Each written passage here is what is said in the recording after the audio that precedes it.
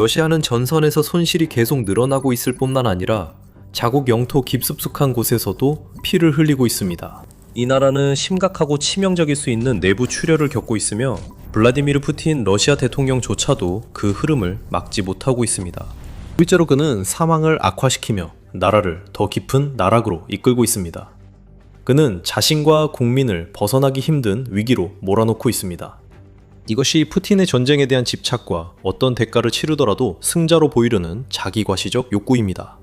이 전쟁의 대가는 빠르게 통제 불능 상태로 가고 있습니다. 전쟁이 시작되기 전해인 2021년, 러시아의 국방 예산은 약 650억 달러로 추정됩니다.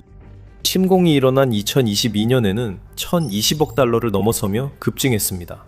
2023년에는 1100억 달러에 근접했고 2024년에는 거의 1500억 달러에 달했습니다. 그것만으로도 엄청난 수치였습니다. 하지만 푸틴은 여전히 그 수치를 더 끌어올리고 싶어 했습니다. 그래서 2025년에는 러시아가 군사에 거의 2000억 달러를 썼습니다. 그 시점에서 경제적 경고음은 단순히 울리는 수준이 아니라 모스크바 거리 전체에 울려 퍼질 정도로 요란하게 울리고 있었습니다. 국가는 전체 예산에서 점점 더 많은 부분을 국방에 쓰고 있었고 그로 인해 다른 산업들은 지원을 받지 못하고 있었습니다. 이 문제를 더욱 악화시킨 것은 우크라이나가 러시아의 인프라를 대상으로 한 강도 높은 심층 타격 작전을 시작했다는 점이었습니다. 이 작전은 정유소와 같이 국가 경제에 가장 큰 기여를 하는 핵심 지점을 겨냥하고 있었습니다. 경제 성장은 급락했고 예산은 압박받았으며 중앙은행은 인플레이션 억제에 고군분투했습니다. 이 시점에서 평소에는 정부 방침에 따라 모든 것이 괜찮다고 말하던 크렘린 관료들조차도 무언가 변화가 없으면 나라가 재정적 재앙으로 치닫고 있다는 사실을 인정할 수밖에 없었습니다. 그 결과 2025년 6월 블라디미르 푸틴은 2026년 국방비 지출을 삭감하겠다고 약속했습니다. 동시에 나토 국가들이 국내 총생산 GDP의 5%까지 국방비 지출을 늘리겠다고 발표하자 블라디미르 푸틴은 기자회견을 열고 전 세계에 이렇게 말했습니다. 하지만 이제 가장 중요한 점이 있습니다. 우리는 국방비 지출을 줄일 계획입니다. 우리로서는 내년과 그 다음에 그리고 앞으로 3년 동안 이를 계획하고 있습니다. 그는 러시아 국방부, 재무부, 경제부 모두가 이 방향으로 생각하고 있다고 덧붙였습니다. 그래서 2026년에는 마침내 러시아가 전쟁에 투입하는 자금이 눈에 띄게 줄어들 것으로 예상되었습니다. 일부 낙관적인 분석가들은 이것이 점진적으로 적대 행위를 완화하고 평화로 가는 길을 여는 첫걸음이 될 수 있을지 궁금해하기도 했습니다.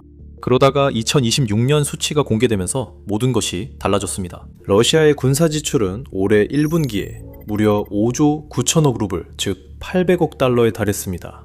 이는 전년도 같은 기간에 비해 30% 증가한 수치로 2025년 1분기 군사 지출은 4조 5천억 루블, 즉 610억 달러에 불과했습니다. 2026년 1분기 전체 연방 지출은 12조 8천억 루블, 거의 1750억 달러에 달했으며 이 중 무려 46%가 국방에 사용됐다는 의미입니다. 그 돈의 대부분은 기밀 지출 항목에 속하기 때문에 정확히 어디에 사용됐는지는 알 수 없습니다. 크렘린은 군사 지출의 세부 사항을 비밀에 붙이는 것을 선호하기 때문입니다. 어쨌든 불과 3개월 동안 국방에 투입된 금액치고는 엄청난 규모의 자금입니다. 이것은 2026년 국방비 지출 감소를 약속했던 블라디미르 푸틴의 원래 약속과 완전히 배치되는 것입니다. 독일 국제안보문제연구소의 경제학자 야니스 클루거가 지적했듯이 올해 러시아가 전쟁 비용을 억제할 계획이었음에도 불구하고 군사비 지출이 엄청나게 증가한 것은 특히 주목할 만합니다. 예산법에 따르면 군사 지출은 2025년 GDP의 7.8%에서 2026년에는 GDP의 6.2%로 줄어들 예정이었습니다. 하지만 1분기만 해도 이미 러시아의 예상 연간 GDP의 2.5%를 차지했습니다. 다시 말해 러시아가 올해 남은 기간 동안 같은 속도로 지출을 계속한다면 명시된 GDP의 6.2% 목표를 쉽게 넘어서 연간 GDP의 10%에 달하는 놀라운 수준에 이를 수도 있습니다. 크루거는 이런 일이 일어날 가능성이 낮다고 언급합니다. 과거 데이터에 따르면 지출은 2, 3분기 진정되는 경향이 있습니다. 클루거는 여전히 매우 높은 수치라고 하며 1분기 결과가 올해의 흐름을 보여준다면 2026년에는 군사 지출이 GDP의 9, 10%가 될 수 있다고 덧붙입니다.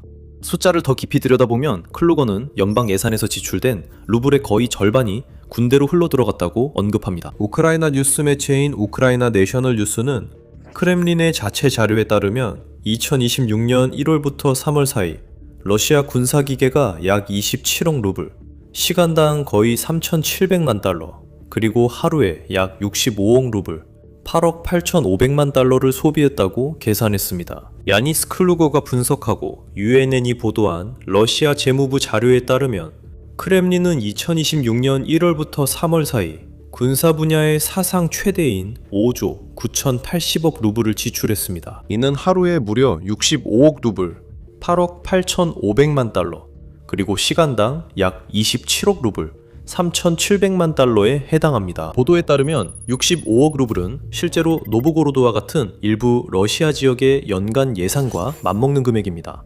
690억 루블 아리올은 연간 약 610억 루블의 예산을 배정받고 있습니다.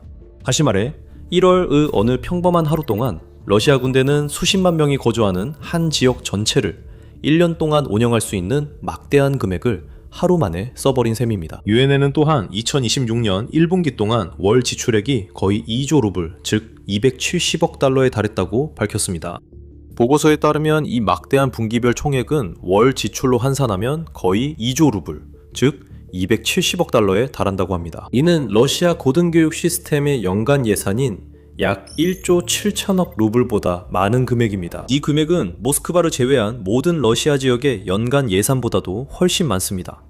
이제 러시아가 국방비를 어리석거나 순진하게 쓰는 수준이 아닙니다. 이 나라는 완전히 새로운 수준의 무모함에 도달했습니다. 기록적인 속도로 돈을 태우고 있으며 국내에서 실제로 쓸 수 있는 막대한 금액을 도시, 말 그대로 내다버리고 있습니다. 크렘린의 군사기계에 쏟아부은 수조 루블은 예를 들어 국가의 어려움을 겪고 있는 일부 산업을 지원하거나 핵심 인프라를 보수하고 공공서비스를 개선하는 데 쓰일 수 있었습니다. 혹은 생활비 상승과 인플레이션으로 생계가 어려운 수천만 러시아 국민을 돕는 데 쓸 수도 있었겠죠.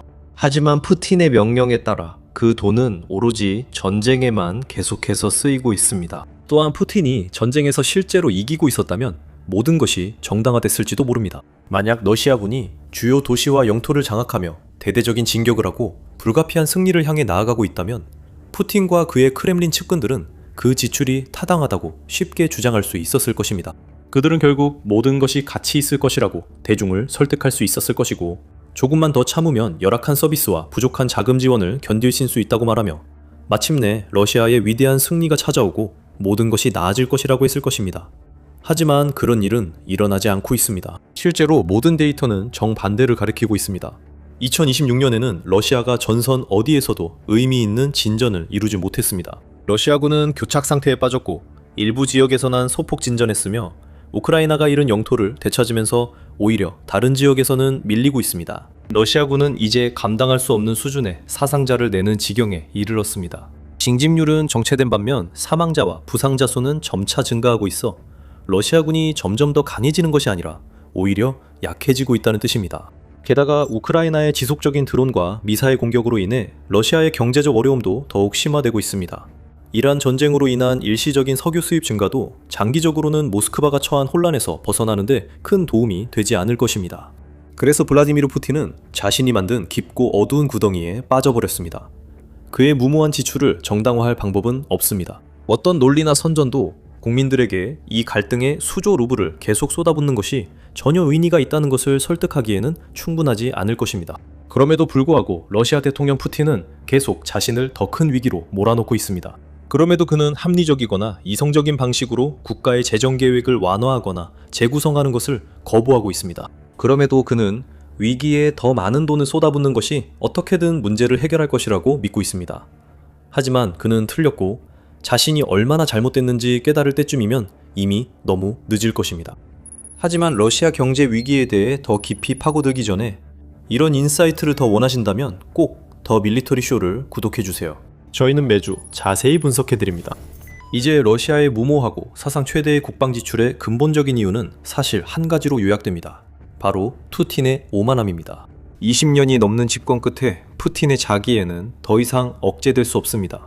그는 자신을 러시아 역사상 가장 위대한 지도자이자 21세기의 표트르 대제로 기억될 것이라 믿고 있습니다.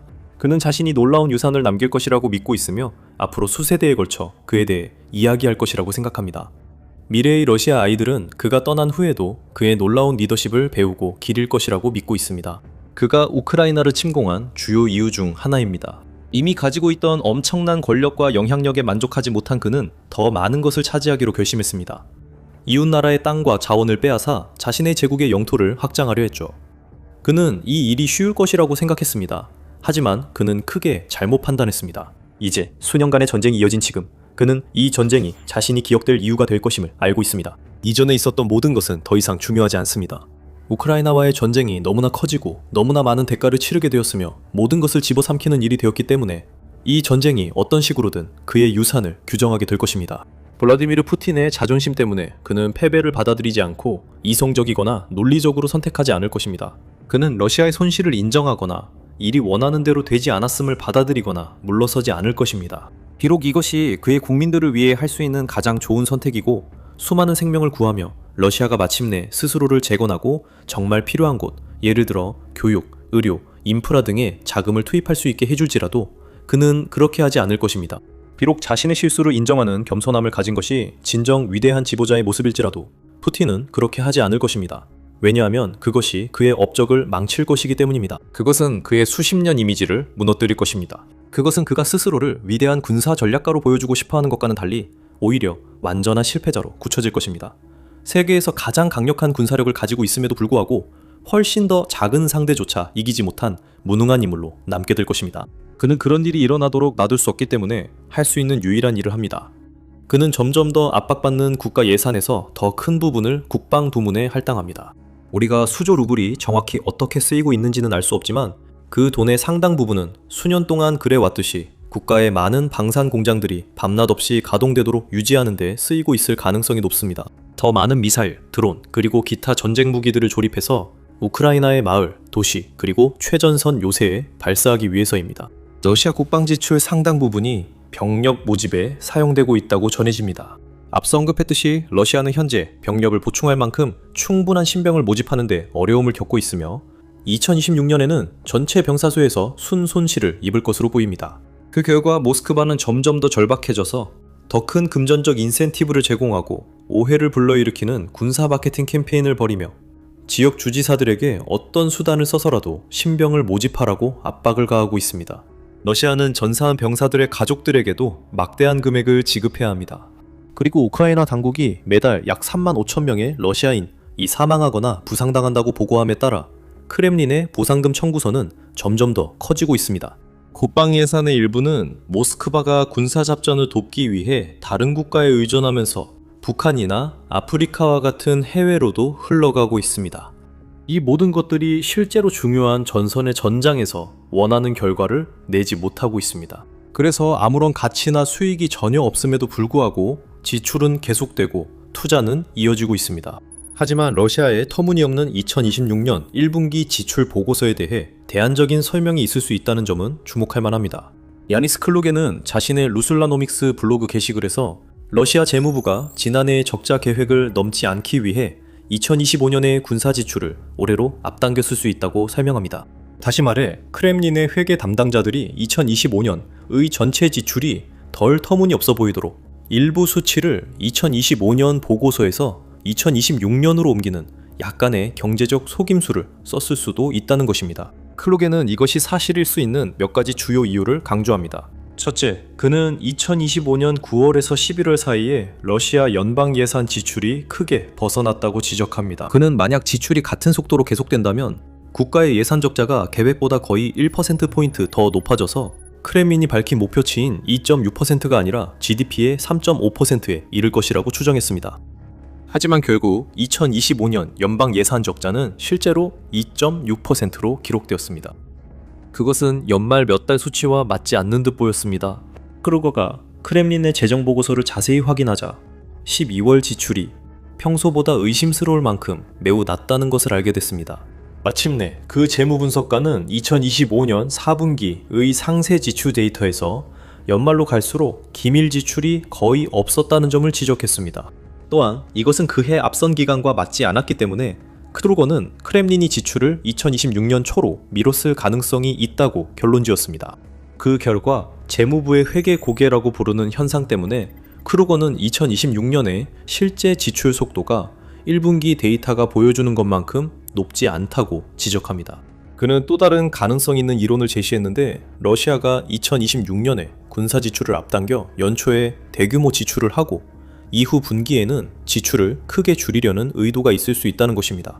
정확한 진실은 한동안 알 수 없을 것이며 2026년 이 끝나고 전체 재정 데이터가 공개되어야만 알 수 있을 것입니다.